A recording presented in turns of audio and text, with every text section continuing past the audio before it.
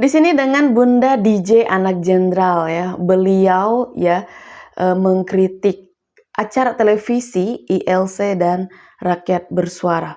Waduh, mengerikan sekali ya. Tapi cuman beliau saja nih yang berani mengkritik loh. Wah, memang ya Bunda DJ Anak Jenderal ini sosok perempuan yang begitu berani sekali.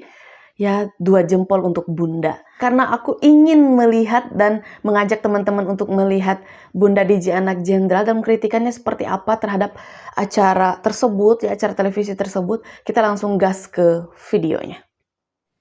Orang sakit jiwa diundang di ILC, di INews. Nih untuk media-media juga nih ya. Tolong media-media. Orang-orang gila seperti Tifa Roy, Egy Sujana, Fadila. Itu orang gila semuanya itu. Ada-ada. Ngarang-ngarang orang halu. Kenapa diberi panggung? Judulnya saja Rakyat Bersuara. Yang kalian tampilkan orang gila bersuara. Karena kami miris melihat bangsa ini diobrak-abrik setiap hari oleh orang-orang model Tifa, Roy Suryo, Egy Sujana, orang FPI, HTI. Bentar, waduh, Bunda DJ kelihatan banget ya kayak kesal gitu, kelihatan. Wah, mengerikan. Bahkan kalian beri panggung pengacara tidak sopan itu, siapa itu yang tompelan itu. Kalian berikan panggung dia mencak-mencak. Kenapa? INews itu menjadi turun harga dirinya kalau memanggil ibu-ibu seperti saya. ILC menjadi rendah derajatnya kalau memanggil YouTuber-YouTuber ini. Menjadi rendah.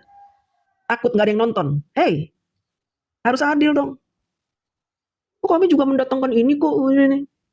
Ya mereka-mereka aja yang kamu panggil. Kita-kita pernah dipanggil gak? Harusnya kalian itu menampung suara rakyat, benar-benar rakyat yang gelisah setiap hari. Karena dikotori oleh cerita-cerita bohong dari orang-orang pintar itu. Yang ngaku pintar itu, yang ngaku sekolah tinggi. Yang membodohi rakyat. Orang-orang pintar.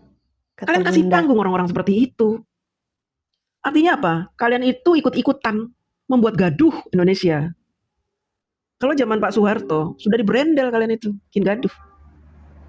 Biarkanlah negara ini maju. Kenapa sih nggak suka ngeliat Indonesia maju? Kenapa media-media ini mencari rating itu hanya dengan cara-cara yang kotor, licik, busuk? Mengundang orang-orang seperti itu. Mengotori pikiran orang-orang awam. Membuat orang pusing. Akhirnya orang-orang bodoh bercerita di media sosial. Tentang ijazah Pak Jokowi. Saya yakin ijazah Pak Jokowi palsu. Sok tahu. Saya percaya dengan Roy Suryo. Tidak ada satupun temuan Roy Suryo yang terbukti benar. Kacau semuanya temuan Roy Suryo itu. Iya benar kata Bunda ya. Benar loh. Karena dia bukan ahli. Dia itu cuma apa? Tukang bacot. Gak ada keahlian dia. Cendekiawan. Sudah dia membuat temuan apa? Kalau meneliti bokep jago dia. Walah. Tapi masih diberi panggung. Bahkan teriak-teriak di atas panggung. Perhatian ini untuk media-media ini ya. Kalau kalian tidak bisa mengatur orang-orang yang datang, jangan salahkan YouTuber-YouTuber terus bersuara. Karena ini hak kami untuk bersuara. Kalian bikin gaduh, kami membungkam mulut kalian.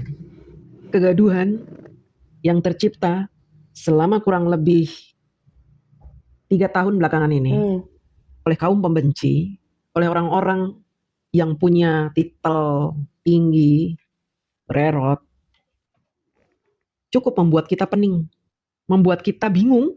Kegaduhan ini sengaja memang diciptakan oleh kelompok pembenci. Padahal mereka kan orang-orang pintar ya. Dan mereka juga udah tahu sih sebenarnya. Cuman kenapa mereka mengambil sikap seperti itu ya? Oke, kembali lagi hak mereka sih sebenarnya. Cuman kalau udah keterlaluan ya nggak bisa juga. Tapi mereka lagi-lagi berkelit ketika kita sebut mereka ini kaum pembenci. Oh, saya ilmuwan, saya peneliti. Loh, saya ini pengamat. Saya ahli hukum tata negara. Saya mantan menteri. Saya doktor. Saya ahli forensik. Bukan karena saya benci.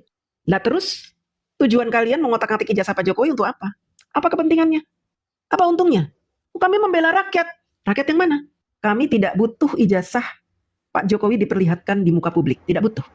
Karena kami yakin Pak Jokowi mustahil memalsukan ijazahnya. Lalu kalian datang, ingin meyakinkan. Iya benar loh. Kan beliau saja sudah menjadi presiden, ya. Sudah melewati beberapa tahapan begitu supaya bisa lolos, ya. Dari situ kita tahu kalau ijazahnya Pak Jokowi itu memang asli. Tapi kenapa ya mereka kayak begitu ngotot gitu loh, mengatakan bahwa ijazah yang dimiliki Pak Jokowi itu palsu. Kayak gimana caranya tetap palsu aja gitu itu ijazah menurut mereka. Kan kami, para pendukung Pak Jokowi, bahwa Pak Jokowi ini adalah penipu, pendusta, pemalsu ijazah, ya kan? Sayangnya kami tidak percaya. Dan akhirnya dunia medsos dibuat gaduh. Orang-orang banyak yang meragu dengan ijazah Pak Jokowi. Orang-orang pintar, banyak juga yang bertanya, benar nggak sih ijazah Pak Jokowi asli itu? Kok kayaknya penelitian dari Roy Suryo, Rismon, Dr. Tipa ini meyakinkan sekali. Emang kalian ini orang-orang brengsek. Kalian pasti punya misi dong melakukan ini. Misi kalian tidak hanya membuat gaduh dong. Kenapa memilih menjadi provokator? Menjadi tukang tipu? Menjadi tukang bacot yang dipanggil dari TV ke TV, podcast ke podcast? Kenapa memilih itu? Tentu karena cuannya gede. Nggak mungkin tanpa cuan mereka mau melakukan perbuatan bodoh seperti ini. Tidak mungkin. Tidak mungkin orang-orang pintar, orang-orang hebat ini mau melakukan pekerjaan-pekerjaan haram seperti ini kalau tidak ada cuannya. Nggak mungkin. Apakah kalau nanti negara kita kacau setelah mereka membuat berita-berita bohong, lalu mereka dapat jabatan gitu? Apakah begitu? Yaitu halunya mereka seperti itu. Mereka berharap kalau negara kita kacau, terjadi revolusi, maka otomatis negaranya akan bubar. Prabowo, Gibran akhirnya diturunkan. Berharap revolusi. Tanpa revolusi mereka tidak bisa menurunkan Prabowo, Gibran. Kalau revolusi sudah terjadi, mereka berharap bubar ini pemerintahan. Tapi ingat, sudah ada 8 poin yang sudah mereka kemukakan ke ruang-ruang publik. Di antaranya kembali lagi ke Undang-Undang Dasar 1945. Mereka ingin kembali lagi ke zaman Orde Baru. Sehingga nanti yang memilih presiden dan wakil presiden, MPR. Nih, saya kasih gambarannya. Mereka melakukan ini supaya negara ini chaos, kacau. Terjadi revolusi. Setelah revolusi, nanti para jenderalnya akan maju nih. Dengan Habib-Habib ini. Dengan aktivis-aktivis yang bacotnya kencang ini ya. Ulama-ulama dengan jubah-jubah panjang itu. Wah, seolah-olah mereka ini mau memerankan seperti di era sebelum kemerdekaan. Sebelum kemerdekaan ketika ingin membentuk negara ini kan melibatkan ulama-ulama dan cendekiawan-cendekiawan. Makanya mereka jauh-jauh sudah ngaku, saya cendekiawan. Roy Suryo ngaku cendekiawan, Tifa ngaku cendekiawan, Rismon ngaku cendekiawan. Nanti supaya nanti dilibatkan ketika negara kita sudah kacau, pemerintahnya udah dihancurkan, nanti muncul nih cendekiawan-cendekiawan nih, wah akan dimajukan bersama jenderal-jenderal itu mantan jenderal bersama Habib-Habib akan membentuk negara lagi yang baru. Kembali lagi ke UUD 45, MK bubarkan. Nggak usah pemilu ulang boros. Udah kita balik lagi ke UUD 45, nanti langsung kita angkat ketua MPR-nya siapa tuh? Amin Rais jadi ketua MPR. Nanti Amin Rais yang nunjuk siapa yang jadi presidennya. Langsung tunjuk tuh Abah Anies Baswedan, Imam Mahdi. Berhayal mereka ini. Ntar mereka ingin menciptakan sejarah para cendekiawan, Tifa, Roy Suryo, Rismon. Sudah mencetak sejarah baru. Pembubaran pemerintahan Prabowo Gibran. Dengan perjuangan-perjuangan yang melelahkan. Sejak tahun 2014 yang gagal menjatuhkan Jokowi. Kayak gimana ya, mungkin mereka ngerasa bangga gitu ya. Bisa melakukan itu, ya. Tapi kan banyak masyarakat yang menilai bahwa kenapa sih mereka gitu loh, penyakit hatinya tuh kayak berlarut-larut gitu. Akhirnya berhasil melengsarkan Gibran dan Prabowo.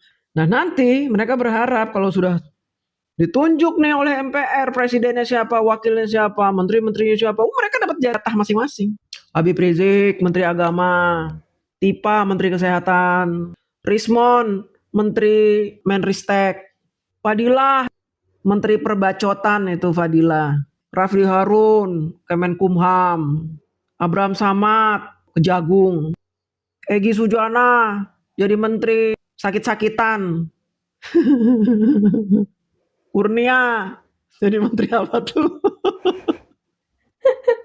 Si Tompel jadi apa itu?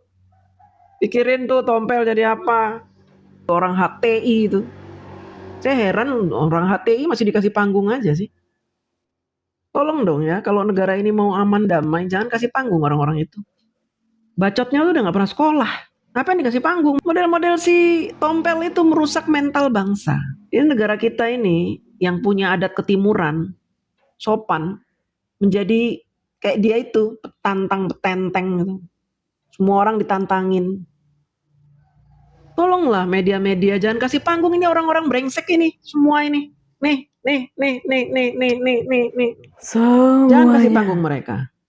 Dan kini Ketika pengadilan nanti memutuskan mereka harus ditahan, mereka wajib menerima. Dan kami rakyat Indonesia sangat tidak rela jika mereka dimaafkan.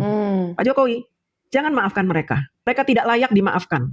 Karena kalau mereka dikeluarkan, bacotnya itu ngerusak nanti. Ngerusak tatanan negara. Penjara aja bareng metikus itu. Jangan dikasih tempat atau fasilitas-fasilitas yang bagus. Gabung, campurin aja sama residivis-residivis itu. Jangan kasih ampun. Dan kami rakyat Indonesia akan memanjatkan puji dan syukur kepada Allah Subhanahu wa Ta'ala jika mereka semua dipenjara tanpa pengampunan. Terima kasih.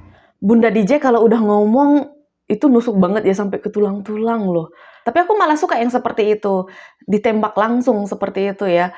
Kayak nggak ada apa ya, kayak nggak banyak drama gitu. Karena emang bener sih, apa yang dikatakan beliau itu bener gitu loh. Kenapa ya orang-orang itu sangat-sangat kekeh banget tetap berjuang untuk melawan Pak Jokowi ya. Tetap berjuang mengatakan bahwa ijazah Pak Jokowi itu palsu gitu loh. Udah dibuktikan bahwa ijazah Pak Jokowi itu asli, tapi mereka tetap aja tidak terima. Bahkan mereka sangat-sangat sering sekali mengkritik Pak Jokowi ya, seperti mengkritik bahasa Inggrisnya Pak Jokowi, bukan hanya Pak Jokowi tapi Mas Gibran juga. Wah, kalau menurut kalian gimana video yang barusan kita simak? Coba ketik-ketik di kolom komentar. Aku juga ucapin terima kasih banyak buat teman-teman yang sudah stay bersama Arissa Sebastia. Selalu ngikutin aku, kayaknya sekian dulu video dari aku. Sampai jumpa di video selanjutnya. Bye!